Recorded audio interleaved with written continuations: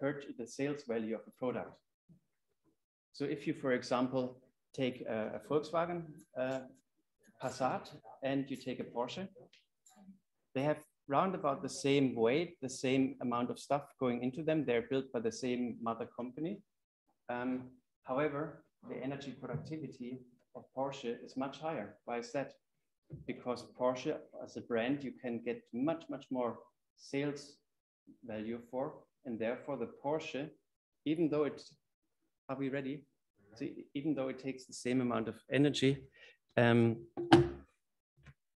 has a higher energy productivity. So and therefore, no. And therefore it's a difficult term to use. Can I start? Is that on? Yeah. Okay. Good morning and welcome to you here in Glasgow, from Belgium, from Jersey, from all over the world, but also welcome to those of you following us from all over the world. Good morning, good afternoon, good evening from wherever you are, and welcome to today's session in context of the World Climate Conference, even though we are a side event here, an unofficial one located at the University of Glasgow. And many thanks to our host for allowing us to be here today, and also welcome to our distinguished panelists that I'm going to introduce a little bit later. First of all, our topic, a very important one in those days, the climate conference, and why I'll introduce to you together with my fellow panelists at a later point of time. But the theme that we're focusing on today is carbon neutrality beyond borders. A double meaning, beyond borders meaning thinking out of the box, but also not thinking within country or regional limits. We need to connect the dots across different dimensions and also geographies. And there, the carbon neutrality of energy intensive industries is a very important point, because that is sectors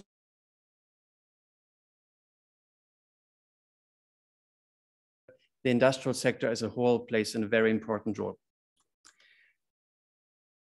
But before we start, I'm very happy that I can show you or introduce you an opening remark by the Executive Secretary and the Under Secretary General of the United Nations. Our mission at the United Nations Economic Commission for Europe is to facilitate pan-European economic cooperation. We provide a multilateral platform to our member states and support them to implement the 2030 Agenda for Sustainable Development and Paris Agreement.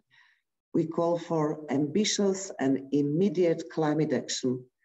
We encourage countries to accelerate the transition to carbon neutrality and circular carbon economy by setting clear decarbonization goals.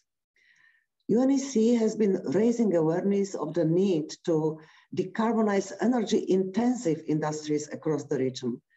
We are promoting increased energy efficiency as a priority action across the whole energy system, along with the deployment of renewable energy and other low-carbon alternatives. The situation in the region is challenging. Countries in the UNEC region need to cut or capture at least 90 gigatons of CO2 emissions by 2050 to collectively meet Paris Agreement targets. Energy-intensive industries are responsible for over 25% of these emissions. Embracing the concept of a circular carbon economy to reduce, reuse, recycle, and remove CO2 can be a solution. And only international cooperation and innovation can deliver accelerated and more ambitious strategies. If the gaps are not addressed urgently, progressively more drastic and expensive measures will be required to avoid extreme and potentially unrecoverable impacts. Achieving carbon neutral energy intense industries will require a holistic energy system approach and exploration of viable pathways for all technologies. Technology portfolios and market models must be adapted by countries to take account of their unique circumstances. We need solutions that deliver quality of life. This means delivering on climate objectives while meeting the daily needs of all members of society.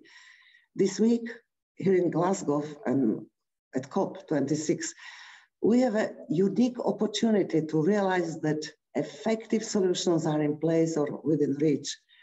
We must be pragmatic and recognize that there is not just a single universal answer. What matters is collective outcome. This requires all stakeholders to act holistically in terms of economics, environment, and society. And we at the UNEC are offering such solutions. I look forward to the outcomes of this session as the world comes together for COP26. UNEC is committed to advancing the circular carbon economy and helping countries in the region to reduce the carbon footprint of the energy sector and attain carbon neutral energy intensive industries. Thank you. Thank you very much.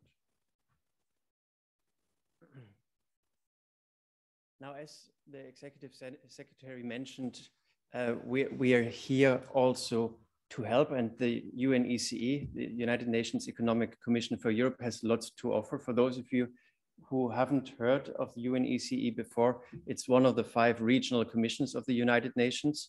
It's like, as you know, the sectoral body, the thematic bodies such as UNHCR or WHO. There are 5 regional commissions aiming at the collaboration between countries across their world region. UNECE spans across the entire Northern Hemisphere, and hosts today are, aside the University of Glasgow, the Carbon Neutrality Task Force, as well as the Energy Efficiency in Industry Task Force. Now, why should companies go for net zero? And that is where I swap my hat to my day occupation at the University of Stuttgart, and go to explain you why net zero and what that means for companies in general before diving deep into energy intensive ones. So first of all, we need to gain clarity on the terminology. So we have heard Carbon Neutrality Task Force. We have heard, for example, the European Union aiming for climate neutrality. Is it the same thing? It's not. And that's a very, very easy source of misunderstanding, because as we can see on the slide here, in autumn last year, a country announced we want to become climate neutral. Or did it announce to become carbon neutral? Since it's in different characters that only few of us can read, we don't really know, is it the one or the other? But it's certainly not the same thing. And here we have the situation that CO2 neutrality actually means the reduction of CO2 emissions and compensating for those that can't be avoided. Whereas climate neutrality on top of that is also avoiding other climate or greenhouse gases with global warming potential, such as methane. And therefore, I'm glad that yesterday, apparently an agreement was achieved between a large number of countries already on that note. So the reason for the misunderstanding is that the calculating unit for climate neutrality is CO2 equivalence, and the suffix equivalent easily gets lost. And that's critical not only in the corporate context when you speak between the technical personnel and the CEOs, but also among politicians. It's easy to not define it clearly because it's easier to get a compromise. However, if you don't know your target, how shall you be able to effectively go for it? Do all the things that are necessary and don't do the things that are not necessary. So within the carbon neutrality project, and my colleague Nihal will explain more about that project later on, we have CO2 neutrality plus some of the greenhouse gases on top, for example, methane. So why net zero in the first place? The societal expectations are rising. In many, many countries. And the pivotal moment here was the New York Climate Summit in 2019, where for the first time, the global investment made a statement that presented a changing point from we do lip service green activities to we actually link it with economic thinking.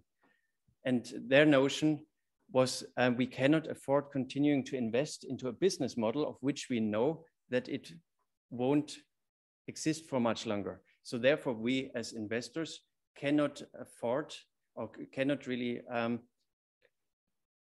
use the money and invest the money that other people trusted us in having or managing into something of which we know that it will lose all its value in a certain period of time.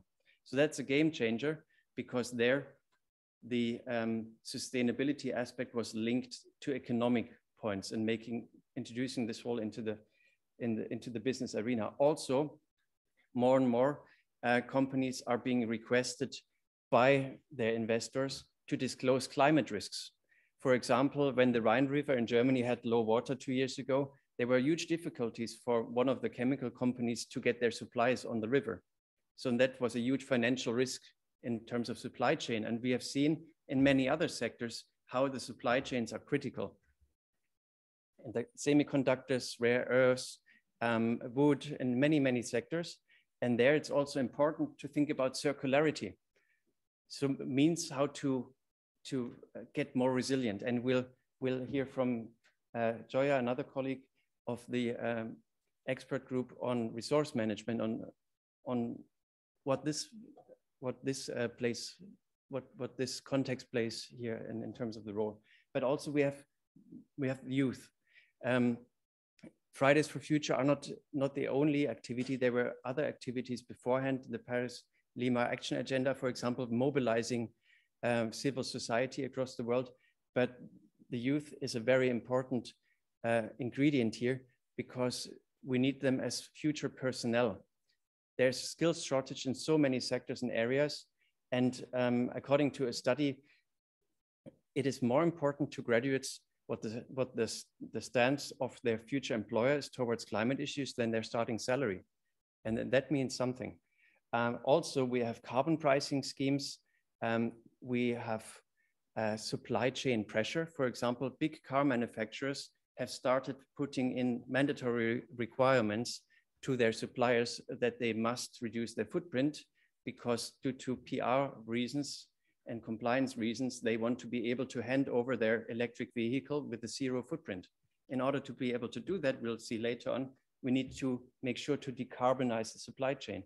And that trickles down all across the supply chain, as we'll find out in a moment. Can I really avoid that? We see about 1/5 of the global emissions are actually falling into one or another currently negotiated or implemented carbon pricing scheme. So even if you're in one of the countries that is gray on this map, you can't really avoid it if you're supplying one of the big international companies, because they can't really afford treating companies differently depending on where they are. So and therefore, and that's something that I'm really glad of, even if even should the countries not reach a sufficient agreement, the industry sector has a huge opportunity here to play a role to get action done nevertheless. What does carbon pricing mean? This year now focuses on the situation in Central Europe. On the blue line that you see is the European ETS, the emissions price charged on electricity and also to some very energy intensive sectors, whereas the orange line is the static emission pricing system that's only applied in Germany, but other countries have similar schemes where you have emission pricing on other sources of energy such as gas and oil and petroleum, etc.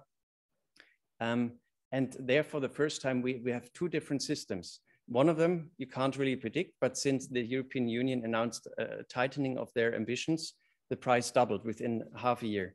And that causes quite some issues for some companies because it goes way too fast.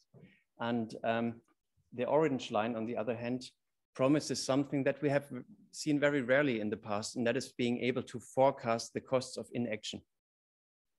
And that presents an economic case that you as an energy manager would be able to show to your decision maker, if we don't act, it will be that much. So how can we avoid this unnecessary expenditure and do something that is good for us rather than just paying the penalty? So what does this mean for my company? Just in wake figures, we estimated that up to make it more illustrative. That would mean for an average large company, a top-up cost only on this additional price on non-electricity of 80 million in year one, going up to 200 million in 2026, or medium-sized companies. So these are really substantial figures. And therefore, it makes sense to invest to decarbonize earlier on. So the importance of supply chains, I alluded to that, and therefore I'm really glad that we have a representative of the cement industry here and learn about their challenge and their route forward to decarbonize, because a big proportion of the emissions are actually not with the final company.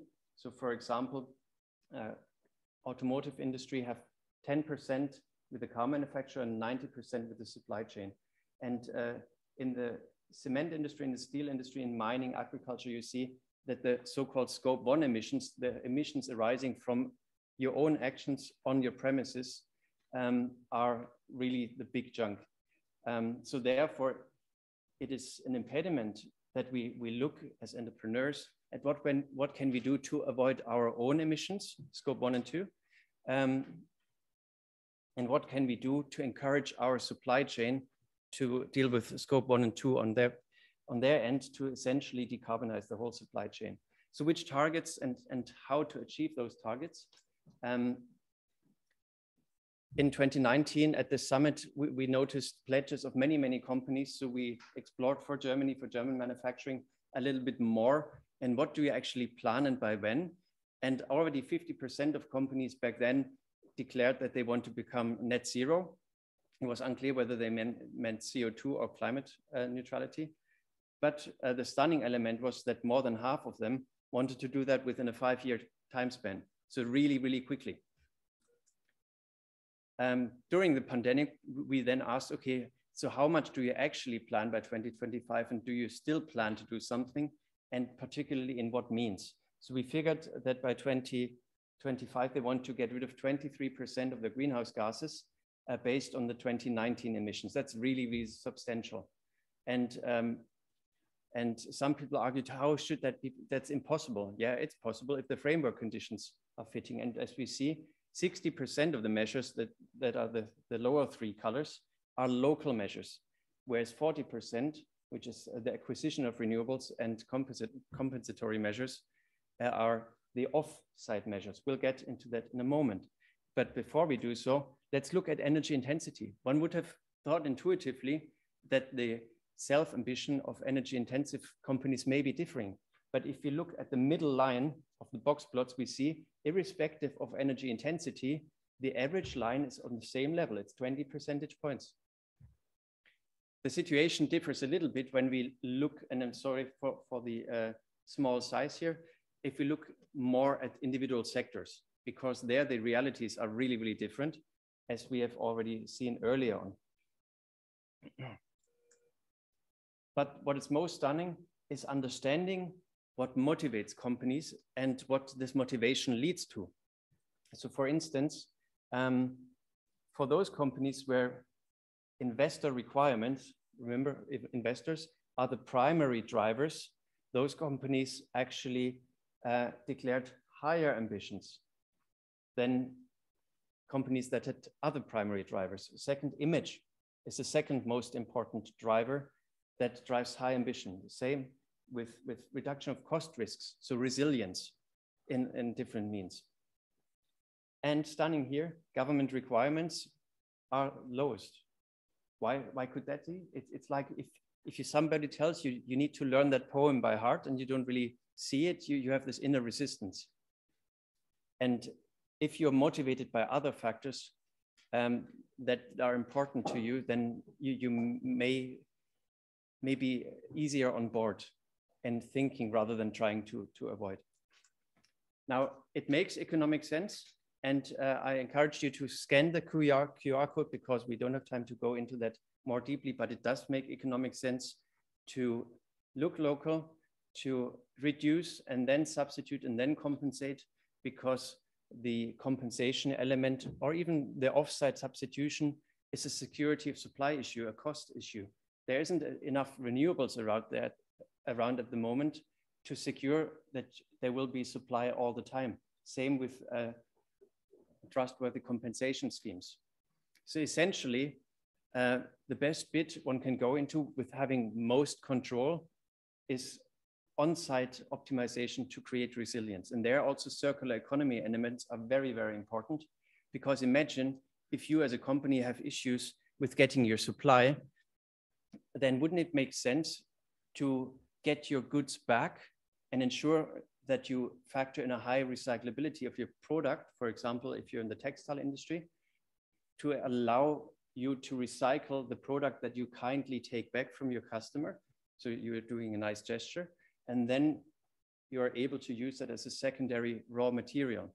So initiating the circular economy and also trying to reduce the carbon emissions that you would otherwise unleash if you had to source that material from scratch. So where does industry stand at the moment? Unfortunately, only half of companies do know their energy-related footprint. Half of them do know their process-related footprint, and this is suspicious. So either they don't know the difference, or we have predominantly those companies participating that do have to record their emissions already under the ETS emissions scheme. And process-related emissions, ladies and gentlemen, are not the emissions arising from the energy consumption of a process, but the chemical reactions within the process, or the particles that are released in a process. In order to derive a good strategy, apart from knowing your footprint, it's crucially important to also know your potentials. So you need to know where you're coming from to derive an effective strategy. And there, we still have lots to do to explore also what are our energy savings potentials in cross-sectional technologies. So there's lots to do, but only if we have those ingredients together, we can find effective solutions. So how to do that effectively? We need to find out how current policies work, and what measures are being taken already. Are these ingredients being considered in product development, and what are the aims for companies also to allow countries to assess what type of resources do I need to provide by when? Because at the moment there's a huge mismatch between policy goes low until the deadline, and then you rush towards the goal. Whereas, as we have seen, industry really wanted to go really fast, and there's an obvious shortage in skilled personnel and planning capacity in getting everything in place initially. Now, that was data from Germany. We're collecting that also from other regions, that this is going to inform both task forces on their work. And I again encourage you to scan that code if you're a company, or share that code with companies. And with that, we are giving the manufacturing companies around the world the means to express themselves and understand what their realities really are in this very challenging environment. With this, I'm thanking you for your attention, and I invite my colleague Nihal to the stage, who is going to tell us a little bit more about the carbon neutrality project. And she's doctoral researcher at Imperial College London and co-author of the UNECE technology brief on carbon neutrality in energy intensive industries. Nihal. Thank you so much, Stefan. Thank you all for attending. I'm really happy to give this presentation to you today. It's been, let's say, 2 years since I gave a presentation, normal clothes, not pajama bottoms, as the case for all of us. So yeah, as Stefan said, I'm gonna be talking today about the brief we authored in UNECE about energy intensive industries. So I'm actually here to answer 3 questions. What, why, and how? What is energy intensive industries? Why do you think this is the case? First thing, they are the backbone of the economy. We're talking about strategic industries, so we have to tackle them. The second thing is that they account for 11% of the total employment in the EU, and that's just the EU. They have 15% of the total added manufacturing value in EU, but they account for 25% of the total CO2 emissions and 64% of the industries. They also have a vast share of energy and resources consumption. And this is the important part, they have different sources of emissions. What does that mean? We have two types of emissions. One is fossil fuel or energy related, and the other thing is basically process related, which is a byproduct of your process. So if we look, for example, at the cement industry, above 60% of their emission is actually process related, not fossil fuel related. So if we remove the fossil fuel completely, we're still gonna be having more than 60% of emission. This is why, ladies and gentlemen, it's called hard to abate sectors. So what are the industries that we are focusing on in this brief? We're looking at cement, at steel, and at chemical industries. What are the solutions for these industries? We are looking into two parts of the solution. The first thing, obviously, is the technology, which is CCUS, hydrogen, renewables, and of course, energy efficiency. But this alone might not be enough. So we're also looking at the concepts. The concepts, the circularity or circular carbon economy, and also the industrial clusters. So by merging this with this, we have a high potential to solve this problem.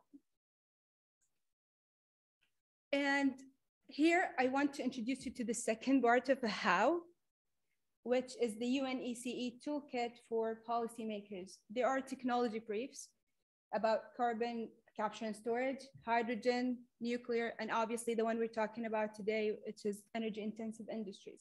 So if you look inside the brief, you would see a breakdown of the process. For example, for the cement, where does the most of emissions come from? It's from the clinker process. So you would see, as I said, a breakdown, and you would be able to understand more about the technology behind these things. As a point to reinforce, which is that what we mentioned when it comes to the concepts, we talked about carbon circular economy and industrial clusters. So here I have the example for you, which is here in the UK, it's Humber Group, it's an industrial cluster. It has our 3 stars here and more, obviously, chemical, cement, and steel. And they are utilizing, you can see like there is a CO2 pipe, there's hydrogen pipe, and they are utilizing the circular carbon economy concept to reach their potential. So the next point is that, as you know, this is a part of the United Nations Economic Commission for Europe, so UNEC. So UNEC area is stretched, as Stefan said, almost like in Central Asia and Europe and USA and Turkey and Israel as well. So if you look at this, this is the cumulative investment requirement for each of these technologies. Let's take the simple one. You're using fossil fuels, but you're pairing it with CCS. So you offset these emissions. If you look at the neutrality scenario, you need 7.5 thousand billion US dollars to actually reach this. So it's still a lot of money. If you look at the energy efficiency and intensity, you're looking at 40,000 billion US dollars, right? I just want you to keep these numbers in mind for the next slide, okay? The dark blue bits is the UNECE region. Obviously, we know that the level of readiness for these technologies in Europe and US is high. You have regulations in place. But then if you look at the part of Eastern Europe and Central Asia, the regulations are not, well, limited to none, I would say. the level of readiness for these industries is kind of, or these new technologies is kind of low. But with that, the size of opportunity is great. However, if we recall the numbers I just said, it's high. So that reinforced what the Secretary of the UN just said, the collaboration between these countries and these regions to actually come up with a solution to reach carbon neutrality. And one more thing to emphasize on, if these industries want to still be competitive within the world, and obviously in Europe with the emergence of the European Green Deal, they need to be carbon neutral. So going down this path will actually help them to stay competitive and reach their full potential and build their economy more.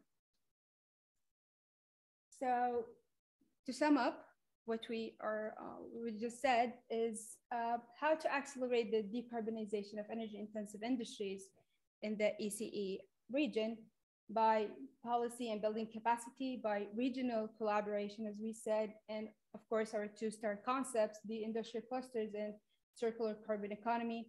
And obviously, while we have emerging technologies and we have technology in place, we still need the R&D, we still need technology innovation and implementation. So yeah, I'll just end with that. Thank you so much. Just a reminder of the toolkit for the UNEC if you want to check it out to know more about these energy-intensive industries. Thank you.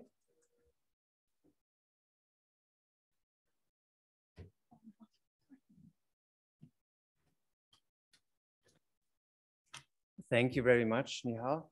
And with that, we switch into the panel discussion. And here I'm very pleased to welcome again the distinguished board. I'm introducing everybody with their first intervention. First of all, we have heard about the circular carbon economy. We have heard about the notion that we need to consider recycling and reusing and making better use of our resources. And who could give us a better insight than somebody who is actually dealing with that on a daily basis, and also is vice chair of the UNECE expert group in resource management, and who's focal point of the carbon neutrality project, and at the same time Rankine chair of energy engineering for systems, power and energy here at the University of Glasgow. Ms. Gioia Falcone, please come to the stage.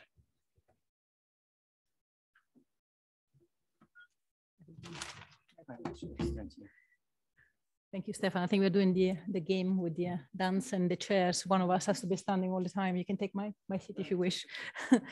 Good morning, everyone. It's a pleasure to welcome you here at the University of Glasgow. Well, to Glasgow, first of all, and to the University of Glasgow. A big thank you to Stefan for leading this panel today. And I thank to the UNECE in general for coming to us. It's always an honor for us to work with the UNECE and to push forward the energy transitions. So I don't need to say more about what we do together with the UNECE. I would like to just pick up from some of the comments that have been made already by Stefan and by Nihal. So first of all, Glasgow, a bit of history about Glasgow. As you know, the history of Glasgow is really embedded with the heavy industries. And it was in the 19th century, the city was really thriving in terms of steamship building. And if you've seen the Finnieston crane, that's really a memento of that past, but also it's part of the present, and we are transitioning live into a more sustainable future. And the University of Glasgow itself is an example of how we can make things happen, even though sometimes it marks a bit of a dramatic moment and dramatic decisions to be made. So the University of Glasgow in 2014 was the first UK university to decide to engage in a 10-year plan to divest from fossil fuels. And also in 2019, we declared climate emergency, and we have a green manifesto that we follow in order to achieve carbon neutrality by 2030. Is that going to be an easy journey? Of course it's not, but we want to do it as part of the city of Glasgow, as part of Scotland, as part of the UK, and as part of the UNECE region and beyond. So talking about borders and beyond borders, I think this relates quite nicely to how we calculate carbon emissions and greenhouse gas emissions. At the moment, as you know, we're all reporting territorial emissions, and we don't necessarily take into account emissions related to imports and or exports. And that does relate quite directly to the heavy industries, whether we are importing the energy that those industries need and where the emissions are being generated, and also where the raw materials are being provided for. So we really need to follow what Nihal said in understanding the difference between the energy input, where that input is coming from and whether that energy input is green or not, but also the emissions that are produced while in operation. So that's quite a key word, in operation. Sometimes when we see corporates reporting emissions and saying that they're aiming for net zero, watch out, because that aim might be just for net zero while in operation, which doesn't mean that the entire process is net zero. And also beyond net zero, is that net zero sustainable? And jobs have been mentioned. Nihal, you mentioned that the heavy industries already employ 11% of people in the EU alone. How do we ensure that the transition is going to be a just transition without leaving anyone behind? And then I just wanted to pick up on the final point before I pass on to others in the panel. The industry sector can indeed play a key role, as Stefan said. It can play a key role not just in the carbonization of the processes that it's currently implementing and we still implement, but also it can play a key role in devising new business models, new strategic ways of working together. So partnerships, strategic partnerships is key here. And if you think about Sustainable Development Goal number 17, that's exactly about partnerships. So no sector, no company, no organization can do this transition alone. We need to work it out together. And with this, I'm going to pass back to Stefan. Thank you.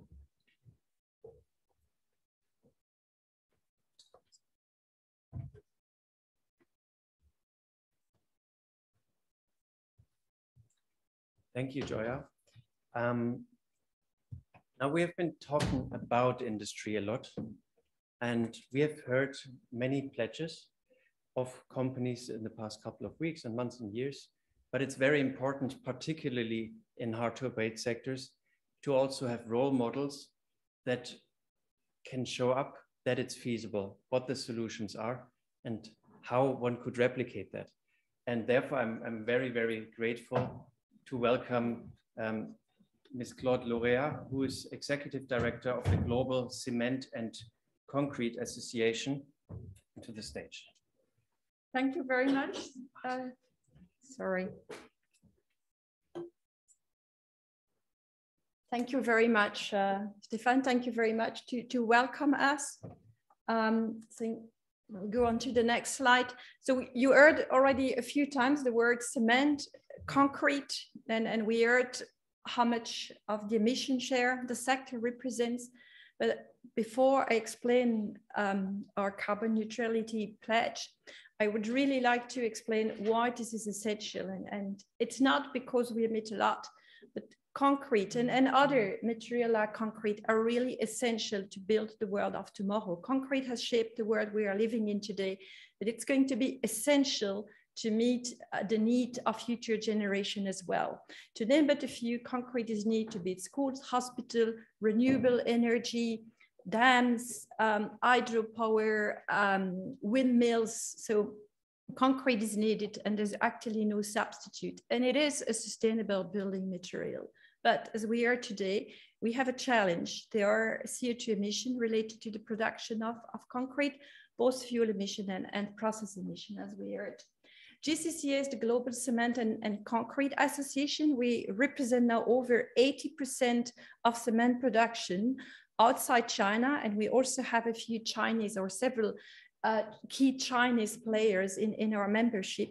And our members have come together 3 weeks ago to commit to deliver net zero concrete by 2050.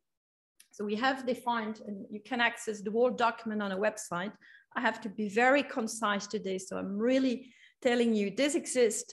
Visit our website, you can read the whole document. First of all, we have already reduced our emission by 20% between 1990 and today. Our future is to reduce by the same in the next decade, and also use this next decade to make it happen. So to develop the technologies that we need to reduce emission and then get down to net zero in the next 30 years. So that's the pathway we have defined. Now, we obviously need a lot of different technologies to do this, and really want, it's about efficiency in design and construction. So construction also has a key role to play, and there it will again be about partnerships and working all together. It's also about the two green boxes: efficiency in concrete production, so use less cement to do the concrete, but also there is a lot we can do in our process. Obviously, we can push further savings in clinker production. So clinker is the main ingredient of cement and then concrete. This is what makes concrete harden when you mix it with water. Or with CO2, because actually you can also now mix concrete with CO2 and use CO2 to produce concrete. That's one of the development. So we can make efficiencies there. We can also do more savings in substituting. That's then about circular economy, using byproducts from other industries to use less clinker in cement and in concrete. But then there is a huge box here, which is the big purple box, and this is carbon capture and storage. So we really strongly rely on carbon capture, storage, and use to reach our ambition. Something I really like to emphasize as well is that concrete naturally, this is something that is not known, but concrete naturally absorbs CO2 over its life cycle. This has now been recognized by the IPCC in the 6th assessment report. They speak about the sink associated with cement production, but we can enhance this at the end of life. And this is also something on what we are working hard. I really want to introduce this panel to show how committed the industry is. And this is a map of all the projects, the carbon capture pilot project around the world done by our members. So it's not over 30 projects, and they're really flourishing. This was published 3 weeks ago, and I'm already missing one project. So it's going super fast. We will obviously keep it updated. You can find it on our website. But again, we won't make this alone. So we need policies. So we have strong call for policies. If you want to hear more about it, we have an event tomorrow in the Blue Zone, in the building pavilion. You can also register to that event, and there we will discuss policies with governments, because we need policy support and we need collaboration. So we really need support. We are committed, but we won't make it alone.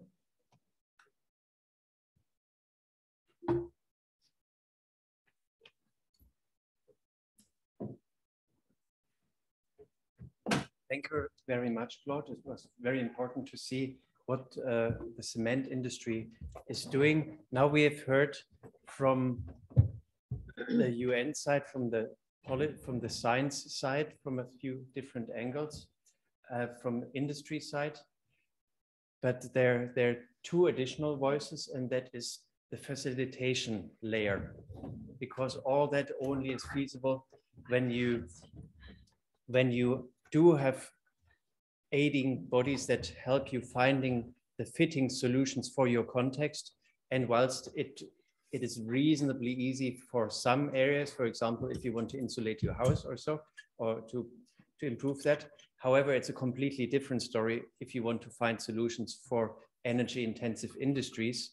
And as a representative of that field or that area, I'd like to introduce to you Chris Jones, who is Environmental Solutions Business Development Manager at Edwards.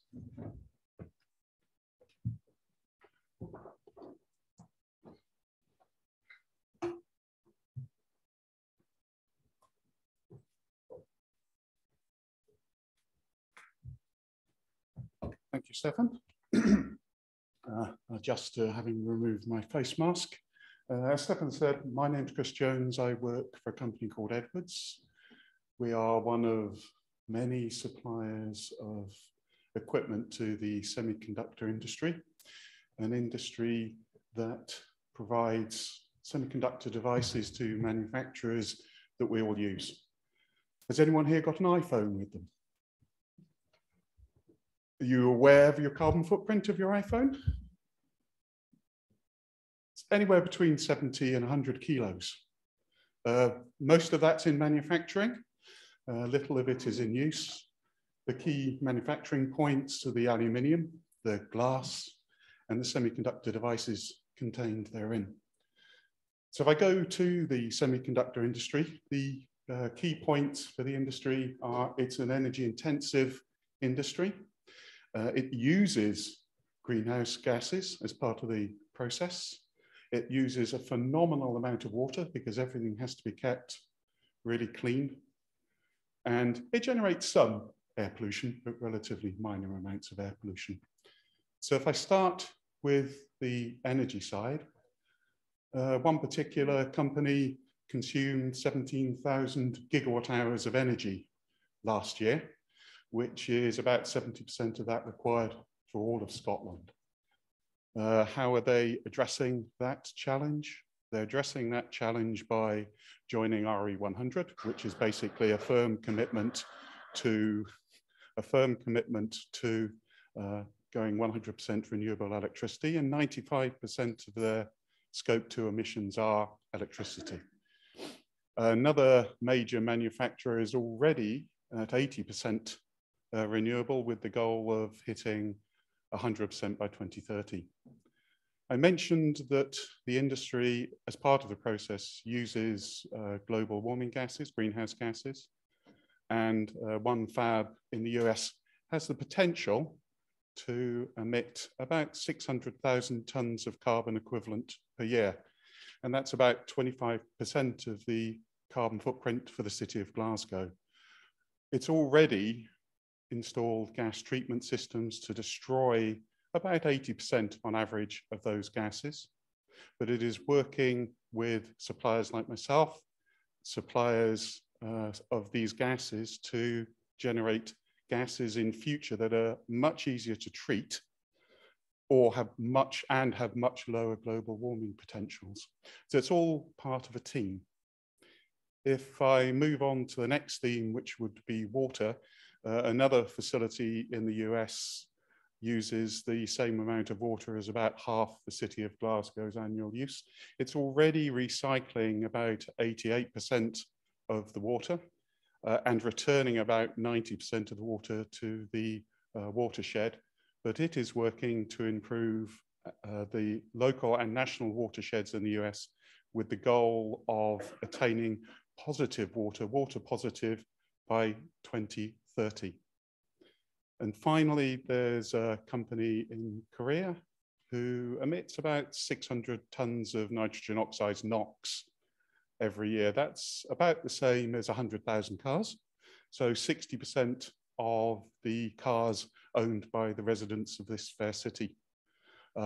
It is in the throes of introducing low NOx burners and modifying facility operations with a goal of reducing NOx by 30% by 2025. So the industry is working hard, but it's a team effort. We supply the industry with equipment.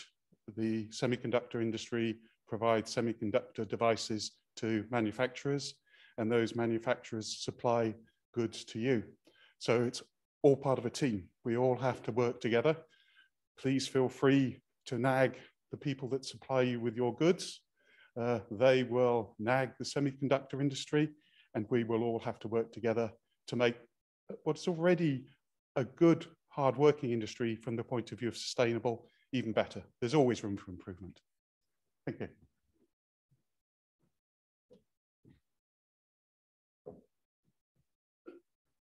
Thank you very much, Chris. Now, having heard now also from companies that help other companies to make it happen, let's go a step back. So policies are created on a global, on a European, on a regional, on a national level. But when we look at the implementation, making it real, making it happen, it's local level. It's local go-to places, local authorities, local helping bodies, and people that at the same time have the specific expertise in knowing what is working for specific sectors. Yeah, so you cannot just have any energy advisor to give advice, because the industrial sector is so diverse, 27 different sectors. And for that range of sectors that we're talking about today, I'm very glad to invite Sudipta Roy to the panel, who is chair of Chemical and Process Engineering, chair of Equality, Diversity and the Inclusivity Committee at the University of Strathclyde here in Glasgow. And on top of that, she is a multi-entrepreneur with a little experience on a number of startups arising from the work. And she is also collaborating with the National Manufacturing Institute for Scotland, the go-to place for the companies in Scotland. Welcome.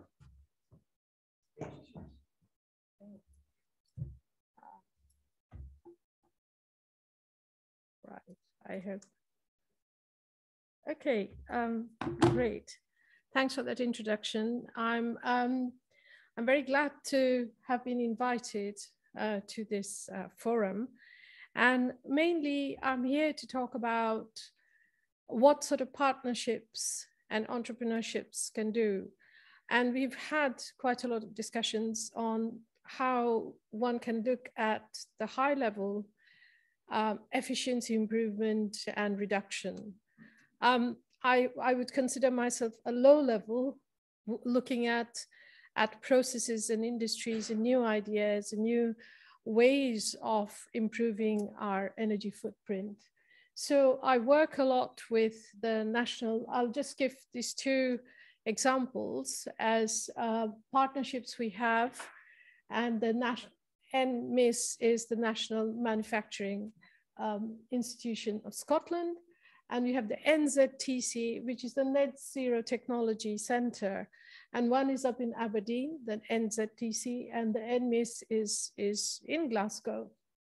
And basically, our group or our department actually works quite a lot of partnerships with these institutions to reduce our carbon, footprint, and also other waste management. I would just call it environmental footprint in this.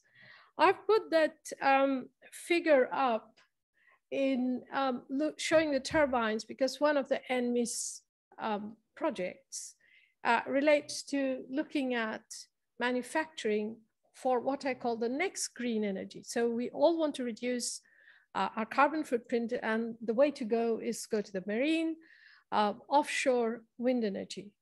Now, what we think may be green today, but people like ourselves, the technologies, the science and engineering, we are looking kind of into the future. And I would say that even currently, the way we manufacture these wind turbines are not clean enough. So we are looking actually to the next step.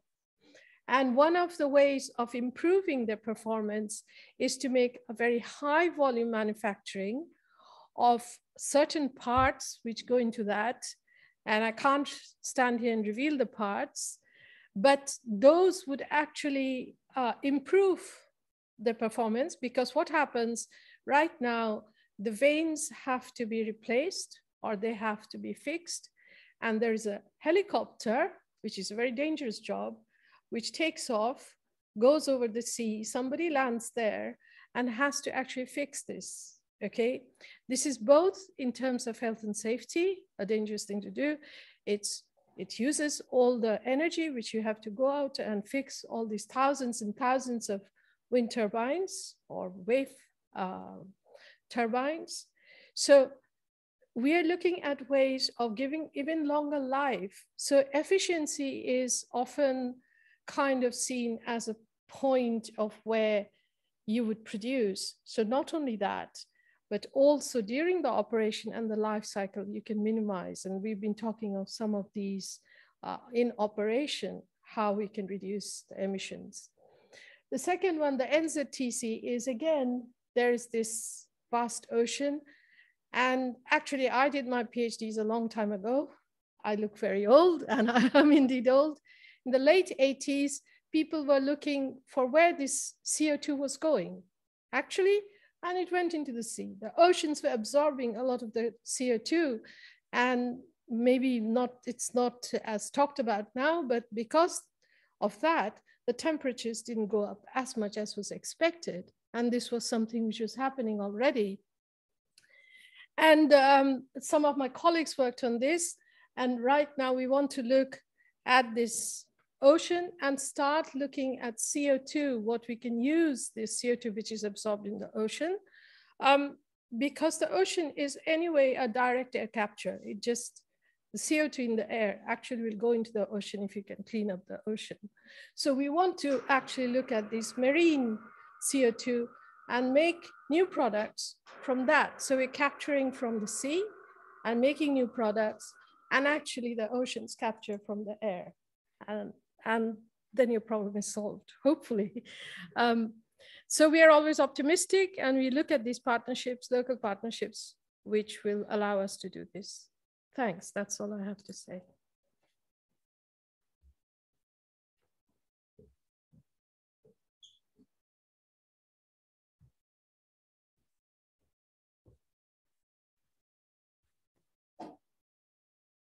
So as we have heard over the past 3/4 of an hour, achieving carbon neutrality in energy-intensive industries is difficult.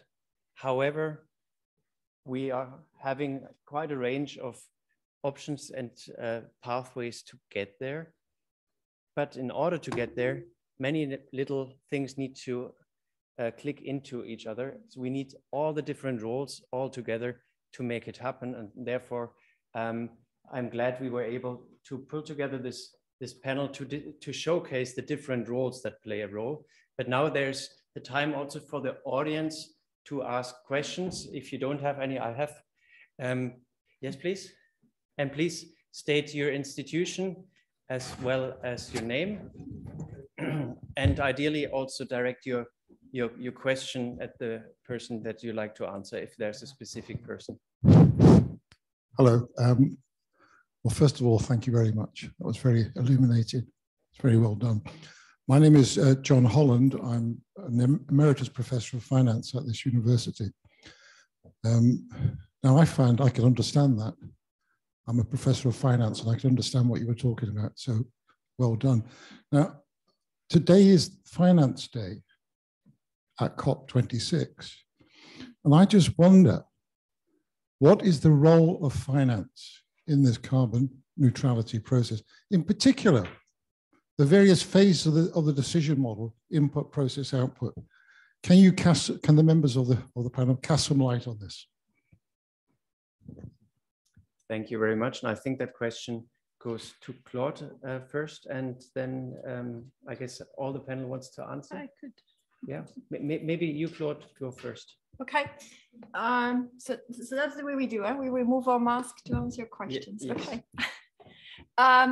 I think I said we have policy ask, and we need to make use of all the CCS project, and we need to make this investable proposal, because the technology works, but actually we still are struggling with financing, and this from both hands. So we need support to de-risk the technology. We can easily get access for the time being to loans, but we need grants for such project, and we need a financing system that will allow the industry to build this first full-scale carbon capture and storage plant. And the other side is that, and that's probably a little bit less for finance, but it's related, there is a need to stimulate demand for low carbon products, because we need to find a way for people to be willing to pay this green premium. So why would an architect or a designer use use a product that has a higher cost because it has been produced with carbon capture and storage? It's really both hand support to bring the technologies to commercial scale first, and then also push demand for low carbon products. That's all public finance. What about private finance stimulating process? It can also be private finance for the capture part. I can only cite an answer from my personal experience. I'm not a finance person, but I did have 2 spin-outs, and I've been working in the sustainability area since kind of 1994. So it's been quite a long journey. But I would say one of the deficiencies which I often see is that we have finance, we go and look for finance and we do the next part of the work. And based on the results, then we look for new finance. I think one of the things is that there should be, if you're going through a route, a roadmap, there should be a way that you can tap into financing. There should be ready financing in grants or loans, which should be there for entrepreneurs or new ideas to tap into. And right now it's kind of very patchy. You have, okay, this is the next government grant. And okay, so there's a call and then everybody goes for it. And then there's a lull, but you have, by that time, somebody may have actually left who had a lot of know-how on that project. And so I think it's much patchier and needs to actually improve. The finance is actually slower, I would say, than the science. This is my experience.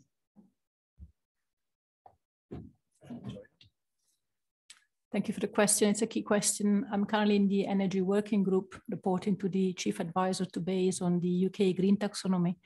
And the role of the working group is to define criteria for establishing what is green activities and therefore attracting investment. That's precisely the purpose, and making sure that it's not just greenwashing. I would say that what mobilizes, I think, the markets, the investment is also what the stock exchanges are going to demand moving forward. We are advising at the moment sectors such as the oil and gas sector and the mining sector, who are reporting in several stock exchanges around the world, how to certify their sustainability moving forward. And we see also more and more renewable energy companies starting to float on stock exchanges as well.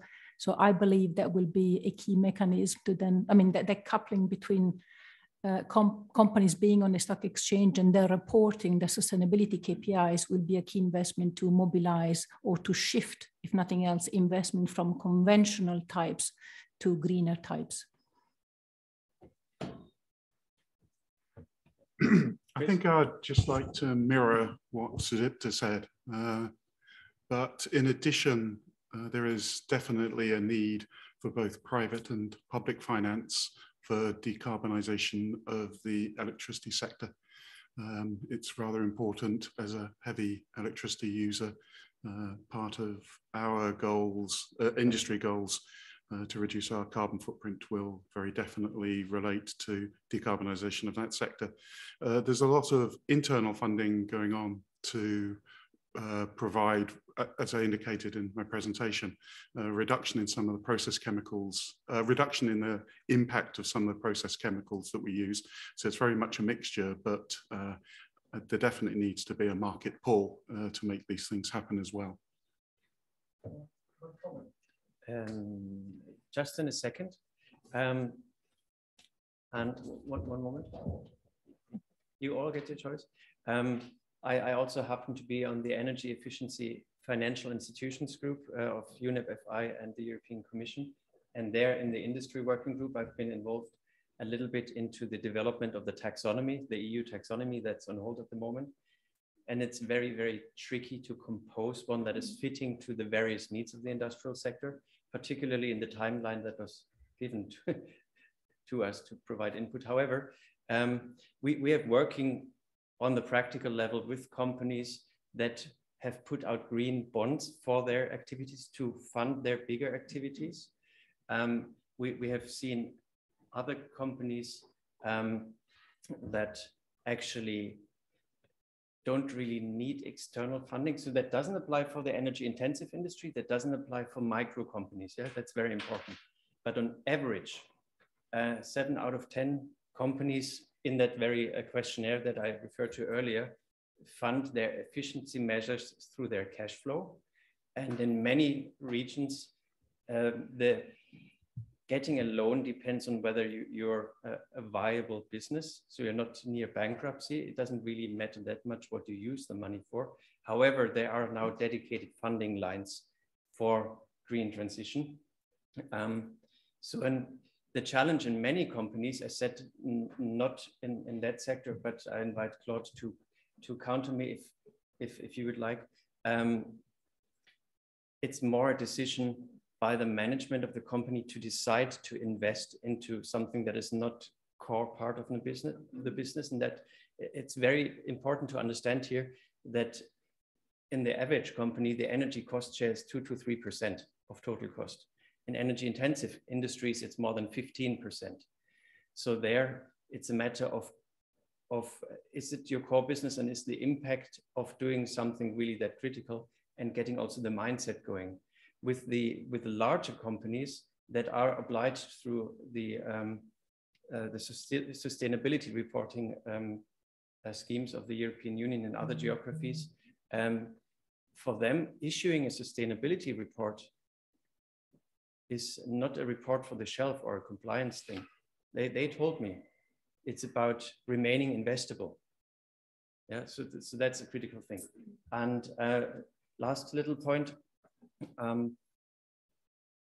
what we need help for financially is getting the first yards, the first meters done. For example, the projecting costs, particularly in areas that are not that heavily implemented yet. For example, waste heat recovery schemes.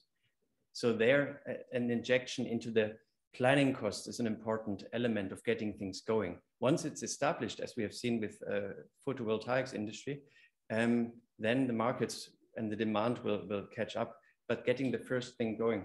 But before I call for more questions, Claude, you wanted to intervene. No, just to add, I think that we are the GCCA, we are really built around sustainability. All our members have to comply with our sustainability charter, and we are providing our members with guidance on how to report. But I believe, Stefan, that this is now embedded in most of the companies. I mean, ESG reporting, so environmental, social, and governance reporting is a must. I think, can't recall, but one of you was speaking earlier also about the financial risk now. So all companies have to assess this. So I think really sustainability is now embedded into financial reporting. And also when we go back a little bit more now to this climate change and those net zero pledges and so on, I believe it's really nowadays about business transition. And this is what our roadmap is all about. It's not really a transition of the way business is run. So I think it's the core business of not any company to deal with sustainability, at least any company that wants to still be there in 2050. Yeah. Okay. I'm going to collect a couple of questions at once. So I noticed that you and then you and Chris, you wanted to ask a question. Thank you. Yeah, it works. Okay. Hi, my name is Georgia Elliott-Smith. I'm Managing Director of Element 4, which is a property sector sustainability consultancy. I'm really concerned about false solutions. So in particular, waste incineration. So we're seeing a massive growth in waste incineration across Europe. In the UK, waste incineration capacity will double between now and 2030. And industry is jumping on refuse-derived fuel as a lower carbon option for manufacturing. But we know that where waste incineration and refuse RDF increases, waste reduction, reuse, and recycling correspondingly decreases. And so what we're seeing is a move away from the use of cleaner fossil fuels like gas into burning plastics and rubbish and all of the pollution associated with that. So I'm concerned that on the topic of finance, that we're not just diverting this valuable finance into false solutions, which holistically, environmentally, are causing bigger problems. So that individual corporation can report a lower carbon process, but actually correspondingly, we're getting greater air pollution in our communities. We're seeing reduction in waste, more holistic waste solutions, and so on. So I'd like to ask Claude whether the industry has eyes on that, and actually whether you're relying very heavily on a false solution, which actually in the long term you're going to have to move away from. And also the question is to the UNECE about whether you are looking up and downstream as well about waste incineration and the fact that this really, really is going through a boom at the moment. It's not taxed, it's hugely polluting. I'd like to know whether that's something that you are looking at holistically and avoiding and bringing into the taxonomy as well. To make sure it pays for its burden on society. Thank you. So I said we first take another question. Thank you. Good morning, and thank you very much. I enjoyed that. I graduated from this university 60 years ago, and I have been teaching science in Glasgow schools ever since. Coming in on the bus this morning, I caught a beautiful cartoon in the newspaper. Two gentlemen standing on the edge of a cliff, watching a blazing asteroid heading straight for them. And the one saying to the other, shall we stop it or shall we calculate the financial feasibility of doing so? I find it a bit depressing that we have to attract investment by showing that it's cheaper to do so. Is it not worth saving the planet no matter what the cost? The next one was oh, sorry. Can I?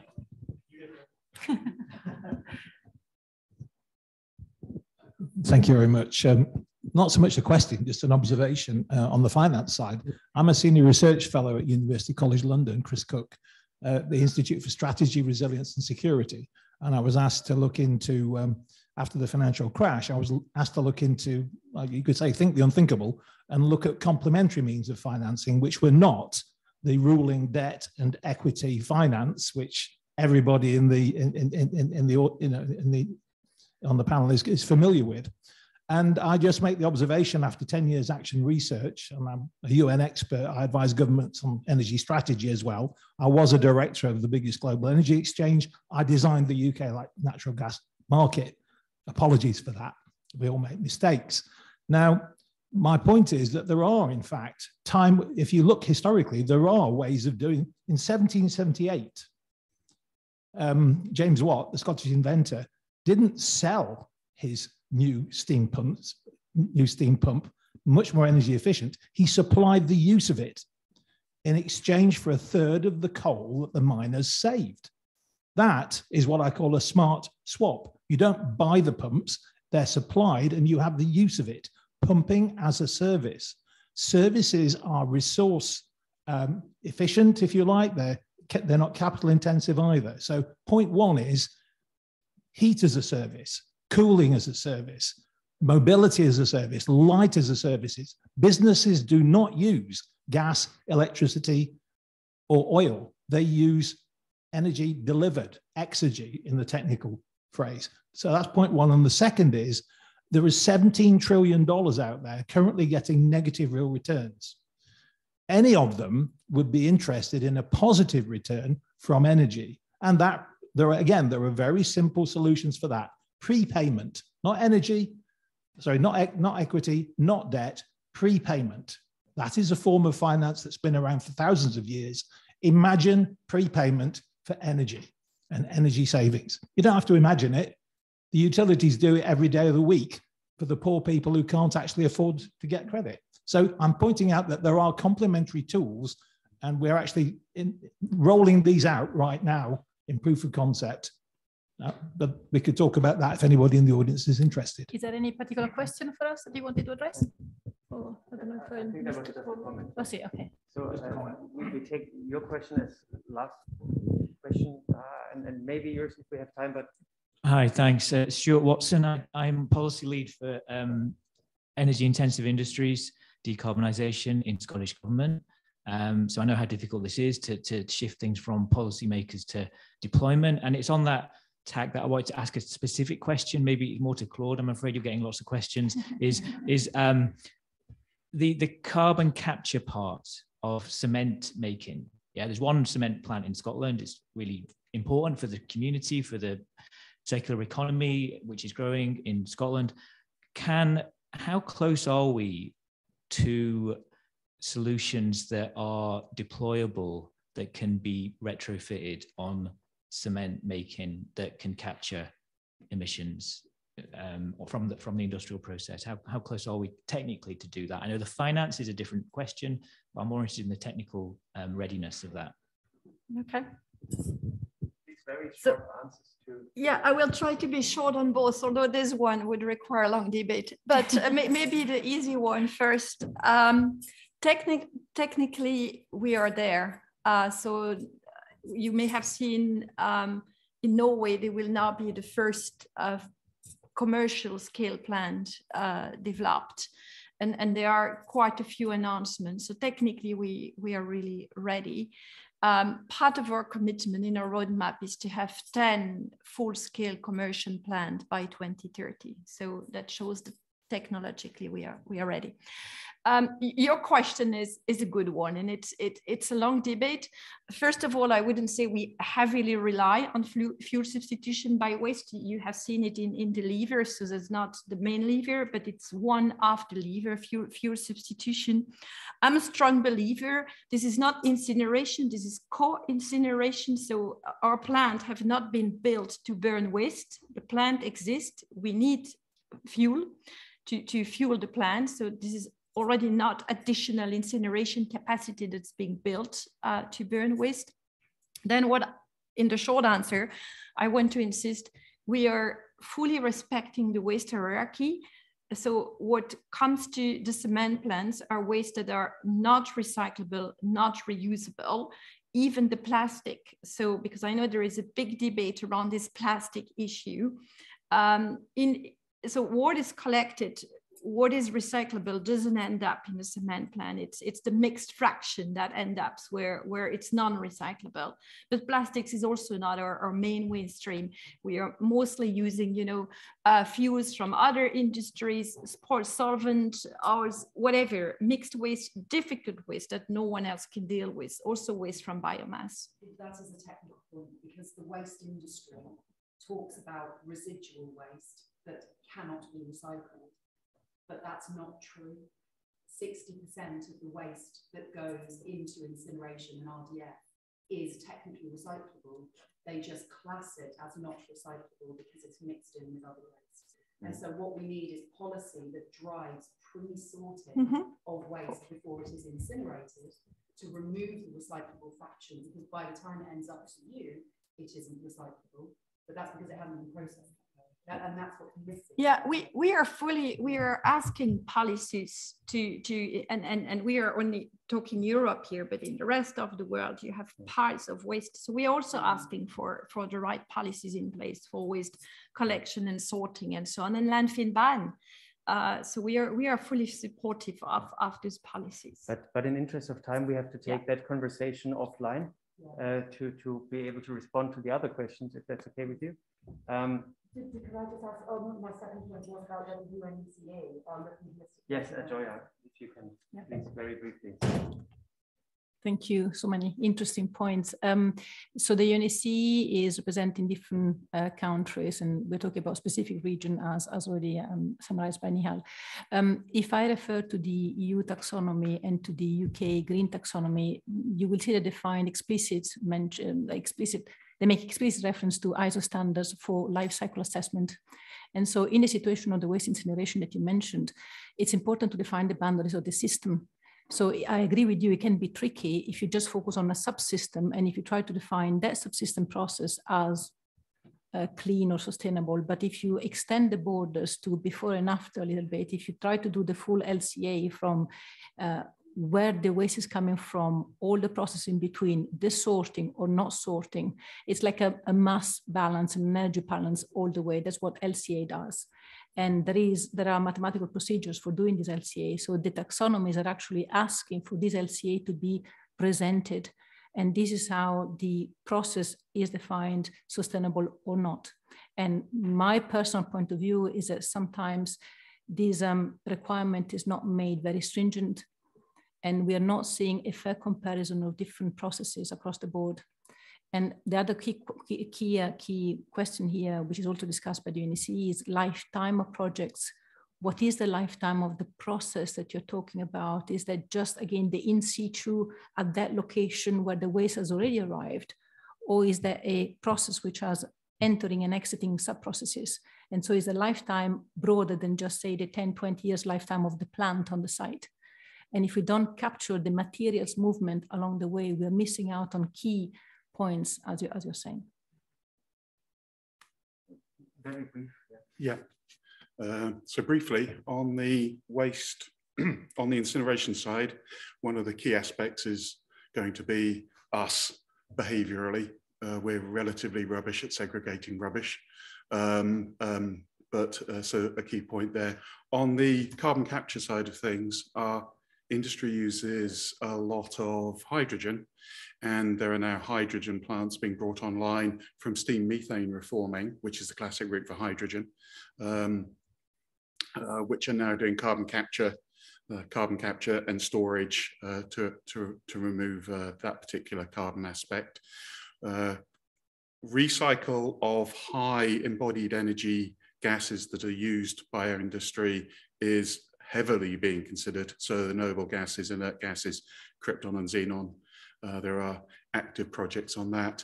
And as far as the service side of things, we do offer our particular industry, vacuum and abatement as a service, but because of the siloed nature of budgets, the